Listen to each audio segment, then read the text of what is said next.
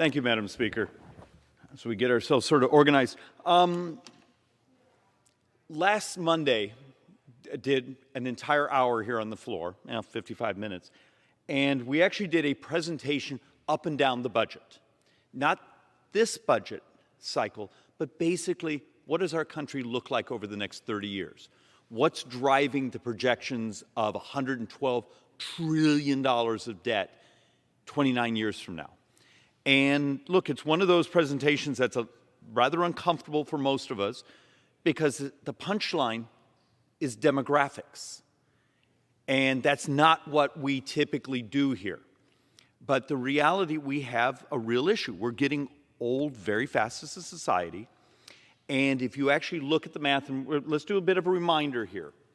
So we're going to walk through a couple of these that are the same as last week, but the difference tonight is we're going to try to talk about a handful of solutions. And there's a big package of solutions. And most of them are really hard and are really going to be cantankerous around here, but there are solutions to deal with. So let's actually first walk through where we're at today. And once again, we won't worry about 1965 and the mix, but this is important that anyone watching this, fellow members of Congress, understand. Today, 2021, 77% of all the spending that will come from Washington is mandatory. Only 10% is defense. 13% is functionally what we vote on. And I think there's this huge misunderstanding around in the public that we march off to Congress and we're voting on these $4 trillion budgets. We're not. We're functionally voting on this little green wedge here that is discretionary spending. So, if I came to you right now and said, okay, what's driving the debt over the next 30 years? I'm going to show you a number of slides that are going to show the budget's in balance except for two things, Social Security and Medicare. And it's mostly Medicare. Social Security is actually quite fixable. There's a number of levers. None of the levers will make anyone particularly excited or happy, but we once calculated we had like 24, 26 different levers that you can, to make Social Security solvent and keep our promises. Remember, Social Security and Medicare are earned benefits. It's a societal contract. We have an obligation to be there. But Medicare is a really tough one. And we need to actually, back to having the honest conversation, that what drives much of this debt? Well, if you see here, this is taxes paid in, benefits out for Social Security. And you'll notice they're pretty much in balance. Social Security is a fairly square deal. You get a little bit of a spiff on average for the average American. Where the numbers get really difficult is the average American couple is going to put in about $161,000 into the Part A Medicare, which is only the trust fund for just the hospital portion. The pharmaceuticals, the other doctor visits, the other things are general fund. So when you're paying your FICA tax, you're paying this here. But that average couple is going to get $522,000 in benefits. So the differential from 161 to 522 is the driver of the vast majority of U.S. sovereign debt over the next 30 years. It's this differential here. It's not that complicated. And one of the great frustrations here is my brothers and sisters on the left will come behind the microphone and say things like, well, if we had Medicare for all, or we expanded the ACA, Obamacare.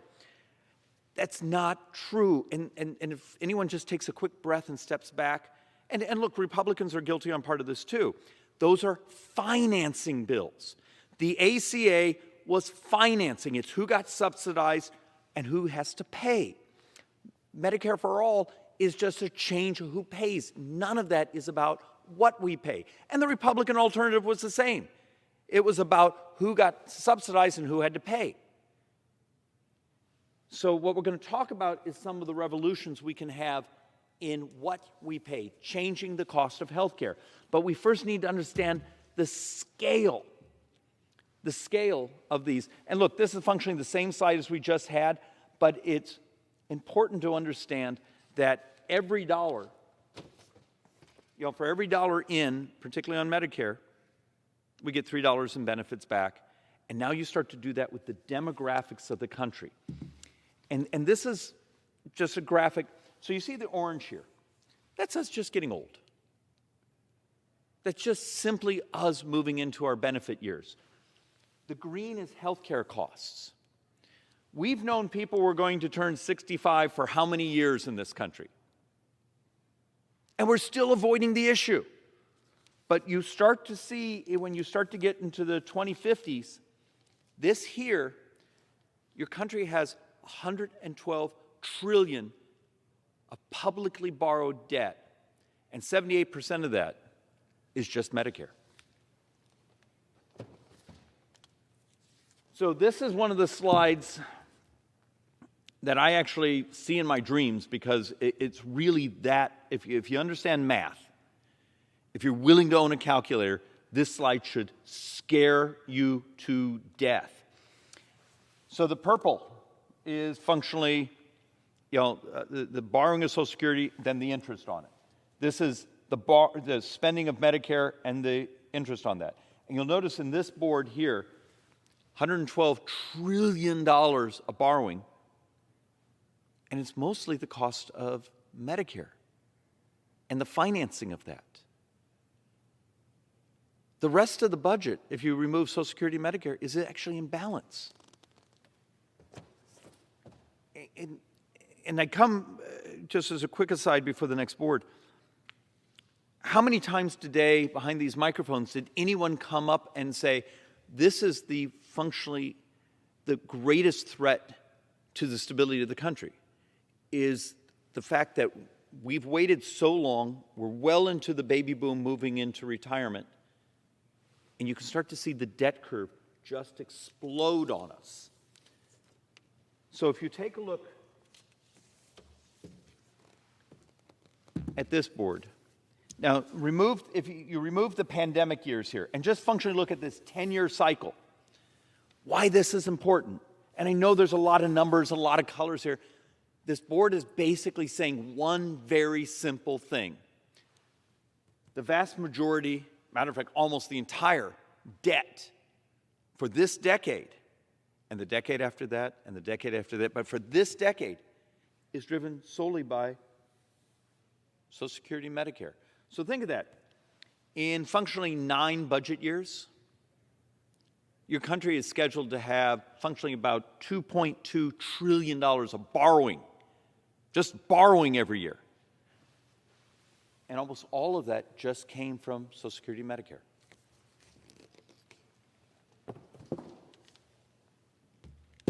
And look, this is basically, dear Lord, please don't let interest rates move against us. But you start to actually see the Medicare outlays, the Medicare revenues, and then you get these arguments saying, well, if you would adjust defense. Well, the defense is the line down here. And you start to realize, the Medicare taxes, and those are down here. You start to look at these gaps. This is where we're at. And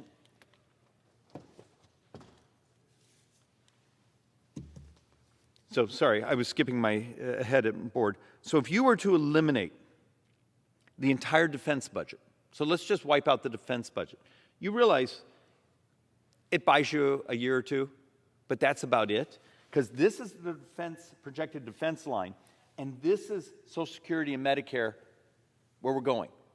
So you would think, members of Congress, if you actually cared about keeping our promises that we're going to protect Social Security, we're going to protect Medicare, how come every member of Congress isn't walking behind this microphone, holding up these boards and saying, we're going to work on a solution to this?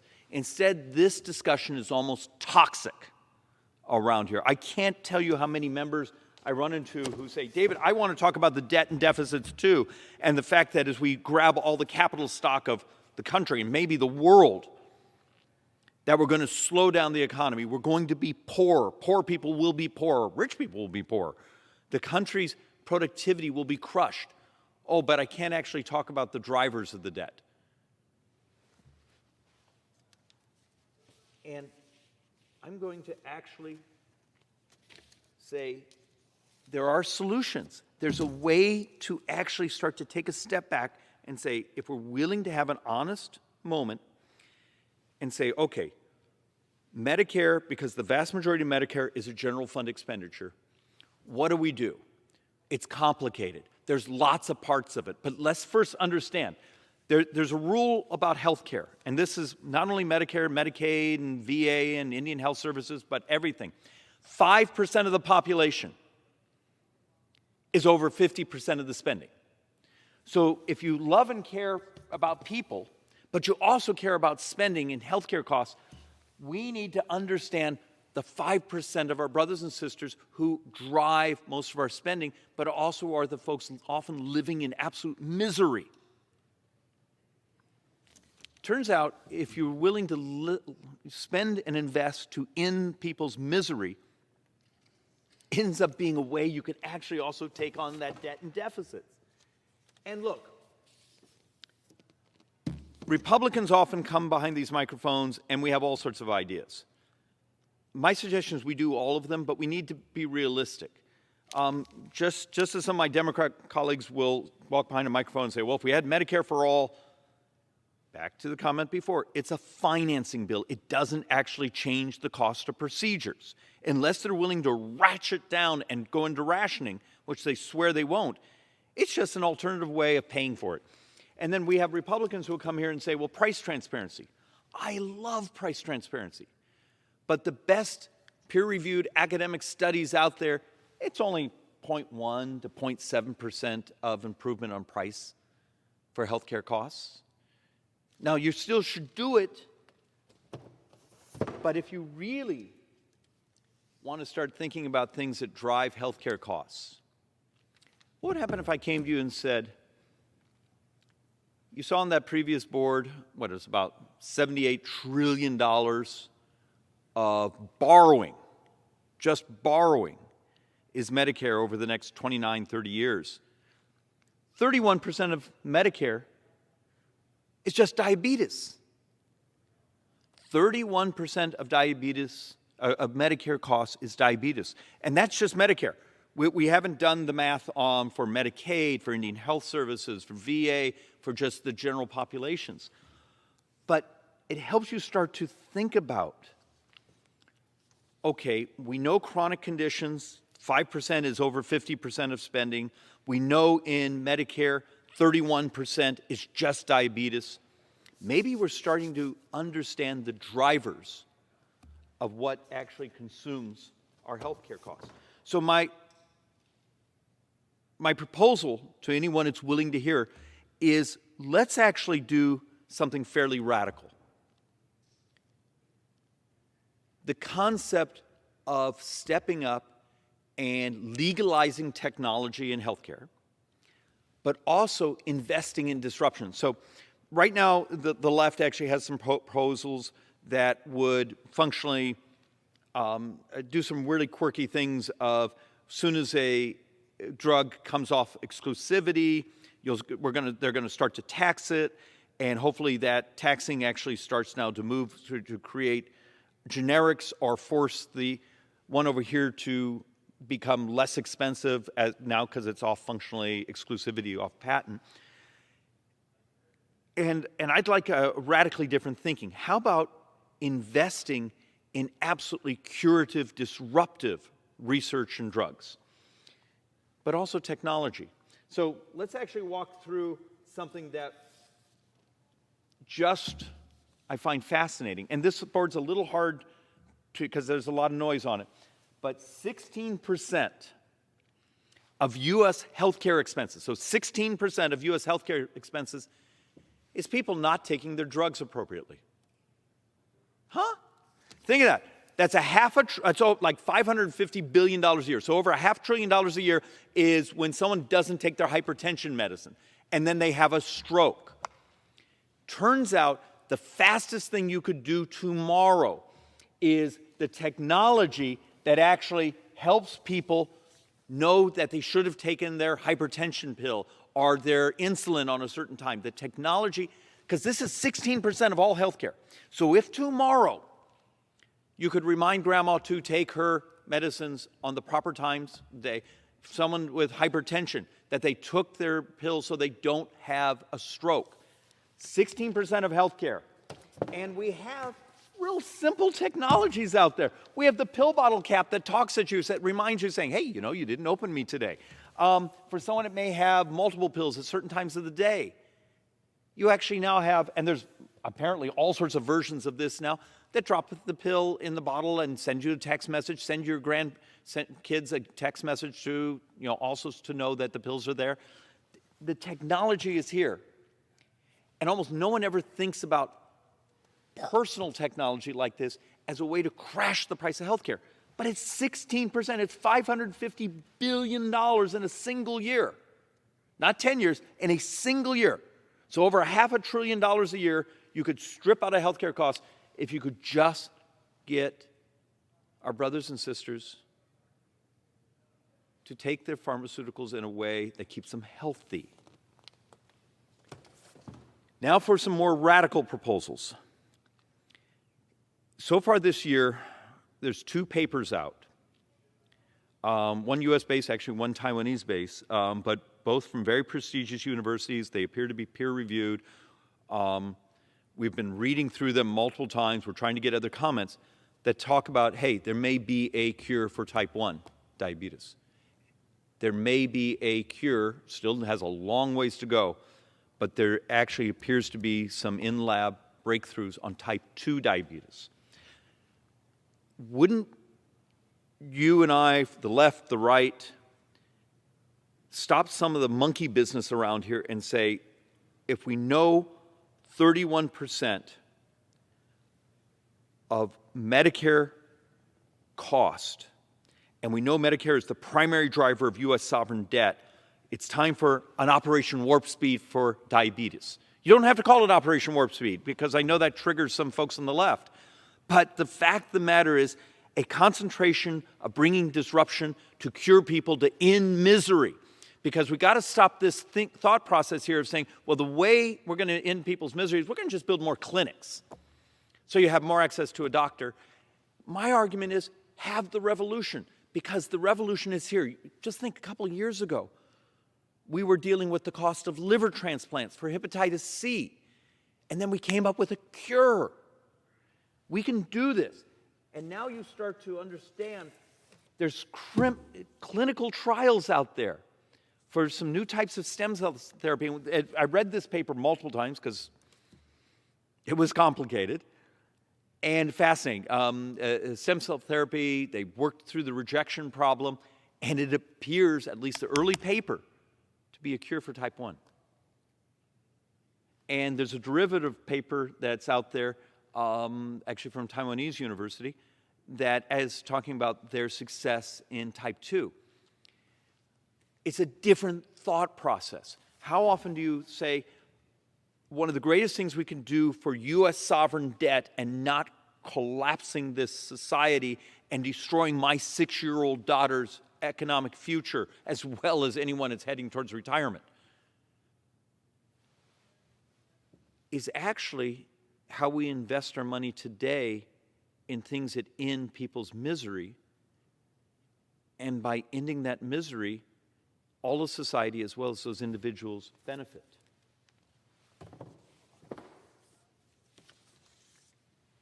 The other thing, and the amusing part is, I've been on this floor for several years talking about messenger RNA. Back when we used to call it CAR T, and those, you heard the stories about, you know, taking someone functionally their immune system, the cancer they had, you know, doing functionally what we now know as mRNA.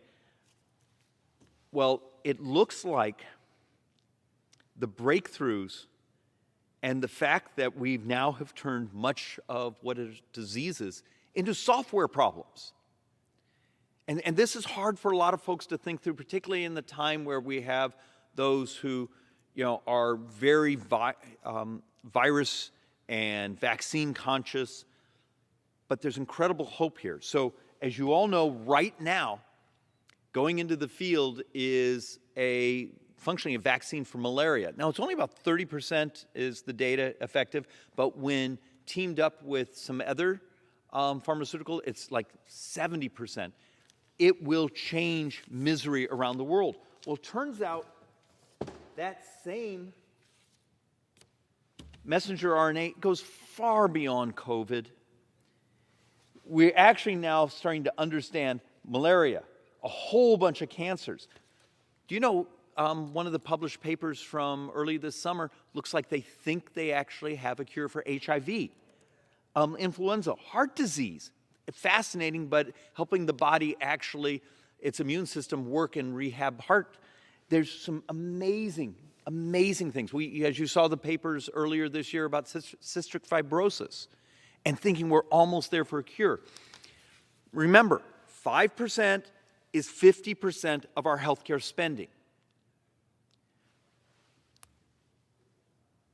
Maybe it's time to rethink about the world and the fact that we're going to invest in the disruption that is cures that end the misery instead of financing a country where we might actually lower drug costs, but the disruptions, the cures that could come in the future don't show up. And we can show you in lots of studies, there's multiples out there, when we're looking at the Democrats' H.R. 3, that by the end of the decade, you saw the curve actually go up in healthcare costs because the cures didn't show up. The other thing, and this is not a particularly great slide, and it's getting a little old, but we have a whole binder in the office of articles talking about algorithms and, in this case, AI being able now to detect cancers very, very early. And the fact by doing that with this type of technology, and technology that you can have at home, you can actually almost have wearable, you can have in your own medicine cabinet, that using those types of technologies is also part of our path to crash the price of healthcare. Because remember, we're not going to change the United States getting older fast, the graying of America. But where we can bend the curve, bend misery, and also bend the threat of the incredible amount of debt we're building up every single day, it's saying we're all in. We're going to do wearables. We're going to legalize technology. We're going to actually invest. And the fact of the matter is, it's happening right now, where we're actually seeing countries around the world realizing how big of a problem diabetes is. And now there's awards going out saying, wow, we actually now have lines of research that look like we can finally disrupt the disease. So this is sort of the follow-up on last week, where we did the whole slide chart of what's actually happening in U.S. sovereign debt and how much trouble we're really in and how fast it's building. You have to do a whole series of things.